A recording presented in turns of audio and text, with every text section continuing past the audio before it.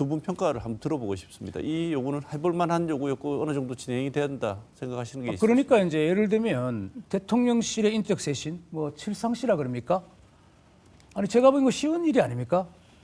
뭐 대통령이 최근에 와서 직접 이야기한 건 아니지만 전원이 내가 그 친윤계 그러니까 그죠? 뭐 윤 대통령을 굉장히 호위하던 세력들을 하도 이준석 대표 시절에 말이 많으니까 100여 명을 잘랐다 그랬잖아요. 7명, 10명 자르는 게 뭐가 그리 문제됩니까? 왜냐? 물론 그 당사자들은 행정관들은 아니 한동훈 대표가 뭔데 굴러온 돌이 우리 박힌 돌을 빼내느냐, 우리가 정권 창출에 얼마나 기여했냐 하지만 제가 보기에는 참모라는 것은 그렇게 냉혹한 겁니다. 그건 뭐 좀 아주 거칠게 표현하면 소모품일 수 있는 것이죠. 참모는 적정 시절에 맞지 않으면은 자기 자리가 맞지 않다면 떠나야 되는 것이고 그건 국민이나 국가지 대사를 운영하는데 그거를 못 한다는 거는 얘기가 안 되는 것이죠. 근데 이 부분도 대통령이 한 대표한테 얘기했다는 거잖아요. 아, 나는 그렇게 많은 사람도 잘랐는데 이걸 보고 하겠다는 것이죠. 그러니까 접점의 가능성이 있는데 상당 부분의 어떤 그 뭐 김여사 활동을 자제시키겠다든가 자제하고 있다든가 여러 가지 공통된 분야가 있는데 좀 약간 두 사람 간의 정치적 심리 상태가 이거를 용인하지 않고 특히 또 주변을 둘러싼 참모들도 아까 우리 미장센 부분이니까 회담의 장치 이런 것들에 대한 몰입을 하면서 이 회담 자체를 좀 어그러지게 하려고 하는 모종의 여러 가지 분위기가 있다. 이것이 지금 집권 여당과 대통령실 간에 좀 상당한 문제가 아닌가 저는 그렇게 보고 있습니다. 네. 어떤 보도에 의하면 대통령이 내가 여사에게 그런 말을 할 처지가 아니다까지 얘기하는 정도라고 하니까 그렇다고 하면은 저는 인적 쇄신 부분에서는 충분히 결과를 내놓을 수 있었고 또 그랬어야 하지 않느냐. 지난번에 대정부 질문을 보면서 저는 맨 처음에 딱 놀랐는 게 뭐냐면 한덕수 총리가 아직도 총리야? 그분 사의를 표명하고 그게 언젠데 아직도 총리라고 계시지 않습니까? 그리고 이상민 장관, 우리 이태원 참사의 그런 분들 같은 경우에는 얼마든지 벌써 교체를 했어야죠. 그리고 의정 갈등 문제를 풀기 위해서 보사부 장관을 교체해야 한다라는 거는 의정 갈등의 대화의 전제 조건처럼 지금 되어 있는데 그렇다면 얼마든지 내각의 중요한 부분들을 쇄신하면서 대통령이 자기가 아무리 아까운 사람이라 하더라도 내가 부족해서 저 사람들을 어쩔 수 없이 잘랐다는 그런 생각을 하면서 반성도 하고 국민들한테 새로운 모습도 보여주고 이렇게 하면서 한 대표와 어느 정도 의논이 됐다면 여당 대표도 좀 살려주고 당신도 새로운 모습으로 일신하고 이런 얼마든지 가능했을 텐데 이 회담 자체를 성과를 낼 생각 자체가 없었는 거 아니냐. 네. 그런 점에서 아쉬운 거죠. 지금도 자제하고 있고 앞으로도 자제하려고 한다 이렇게 대통령이 얘기를 했다는데 김 여사는 활동을 자제할까요? 할 수밖에 없겠죠. 그런데 이게 지금 그 사과의 문제 있지 않습니까? 예. 명품백 사건에서 지금 시작됐는데 본격적으로 그게 1년이 됐더라고요. 작년 11월이잖아요. 그건 참 많은 국민이 좀 의아하게 생각할 것입니다. 그게 한편으로는 좀 뭐랄까 악랄한 몰카 뭐 이런 것이 배경이 되어 있는데 그걸 정무적으로 진솔하게 자초지종을 잘 설명하고 잘못된 부분, 그 정권 집권 초기에 사저에서 서울의 뭐 아크로비스타입니까? 거기서 일어난 일이기도 하고 좀 약간 그 장면을 제가 보면은 비디오를 보면은 이해할 측면도 있다고요. 근데 결과적으로 어쨌든 참 어처구니 약간 이렇게 망신이 든 그런 상황이 됐는데 그러니까 참모들이 할 일은 그런 것이죠. 문제가 있는 이 사안에 대해서 정말 국민이 원하는 사과가 100이라면 한 120 정도 이상 사과를 해야 되는데 그게 늦었다는 것이고 이 사안은 정말 빨리 사과를 했어야 좀 여러 부분이 풀려나간다. 굉장히 인화성이 강하고 좀 호사가들이 좋아하는 스토리잖아요. 그걸 왜 이렇게까지 질질 끌고 오는지 그건 좀 의문이죠. 예. 네. 그 자제요.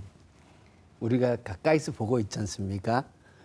홍준표 대구시장님이 발언을 자제하겠다는 얘기를 수도 없이 하지 않습니까? 비슷하지 않을까 싶어요. 왜 예. 뜬금없이 홍준표 시장의 의문의 일패를 안기시고 그 비유를 하신 건데 네. 홍준표 시장도 내가 발언 자제하겠다고 하고 자제가 되느냐, 활동 안 하겠다고 하지만 활동 안 할 수 있겠느냐 이 말씀이신데 알겠습니다. 지켜보죠. 둘 유난 사이, 물 건너 간 사이다. 아니면 아직까지 여지는 있다. 김영건 전 의원 어떻게 보십니까? 저는 지금 이제 그 한 대표 처지가 참 어렵게 됐지 않습니까? 이게 어쩌면 당대표 출마를 성급하게 결정하고 준비가 안 된 상태에서 나온 것이 결국 이런 귀결로 다다르는 게 아닌가라는 생각을 좀 하고요. 이번 회동의 메시지는 그 대통령 입장에서는 명확하게 메시지를 전달한 것이다. 너는 계속 그 자리에 있기 어렵지 않겠냐? 라고 저는 읽혀요. 그래서 대통령은 이미 비대위까지 생각하고 계신 게 아닌가라는 상당히 우려 섞인 시각이고요. 그렇다면 63%의 지지는 어떻게 할 것인가? 그리고 한 대표는 지금이라도 그 63%의 지지자들을 중심으로 현재의 전국을 돌파할 문제에 대해서 좀 더 깊이 고민을 해야 될 것 같다라는 생각을 합니다. 네. 그러니까 아마 역술가나 점술가들이 점쟁이들이 많이 나타난 이유도 이런 상황 때문일 것 같습니다. 그래서 누가 알겠어요. 근데 제가 보기에는 그 여소야대 이런 강력한 야당이 이 존재하는 상황에서 집권당이 이렇게 분열의 조짐을 보이는 것은 아마 역대 처음일 겁니다. 그건 그만큼 굉장히 얼음 조각 같은 찌직거리는 소리가 나는데 아마 깨지면 같이 공멸할 수 있기 때문에 완전히 결별하기도 힘든 것으로 보입니다. 그리고 누가 정치라는 것은 어쨌든 상대와의 관계에서 내 힘을 말하는 것이기 때문에 내가 어떤 중심이 돼서 뭘 한다고 다 되는 것이 아니고 그건 국민 여론이나 언론이나 주위의 어떤 뭐 해박한 지식을 가진 사람들의 조언에 의해서 많이 움직이기 때문에 궤도 수정이 이루어질 수 있겠죠. 그런 측면에서 본다면은 윤한 관계가 완전히 제가 보기에는 파국으로 치달을 것 같지는 않습니다. 치닫는다는 것은 두 사람의 제가 머릿속에 들어가 본다면 무슨 거의 그 다음 선택지가 없어지고 예를 들면 윤 대통령 입장으로서는 만약에 좀 방금 말씀하신 대로 63%의 그 당원의 힘을 가진 한동훈인데 뭐 탈당 문제라든가 아니면은 어떤 지금 이슈를 갖고 다시 당원들에게 물어보겠다 하는 시나리오도 나오고 있지 않습니까? 그렇게 된다면 이게 굉장히 또 더 복잡해지는 상황이거든요. 그래서 접점을 찾는다. 그러니까 제가 보기에는 한편으로는 이것이 나쁘지도 않은 상황인 것이 1, 2인자이기도 하고 집권 세력의 수뇌부인데 그 양측이 당과 정의, 대통령실과 당과 대통령실이 어느 정도는 건전한 긴장 관계가 있어야 차라리 국민은 한편으로는 재미도 있고 어쩌면은 생산적인 그런 견제를 할 수 있는 구도도 되지 않을까. 네. 그렇게 좀 좋은 측면을 한번 제가 생각해 보고 싶습니다. 그러니까 이제 예. 그 상당한 말씀에 동의를 하는데 한동훈 대표는 국민 눈높이를 얘기하지 않습니까? 그런데 제가 처음에 말씀드렸듯이 현재 전국의 핵심은 김건희 여사란 말이에요. 지금 명태균 그 폭로 그 관계가 계속 언론에 나오는데 대통령과 여당 핵심의 생각은 명태균 사건으로 인해서 전국의 위기가 더 심화되어 있는데 김건희 여사의 문제가 더 심화되어 있는데 이런 상황에서 당대표인 네가 그렇게 나올 수 있어? 이 생각을 지금 하고 계시는 것 같거든요.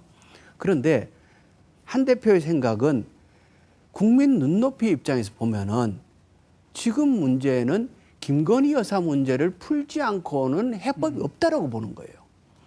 이 둘 사이에 커다란 차이가 있기 때문에 지난번 회담이 그렇게 귀결된 게 아닌가 싶고요. 네. 그러면 이 김건희 여사 문제를 안 풀고 이 전국을 풀어나갈 수 있느냐?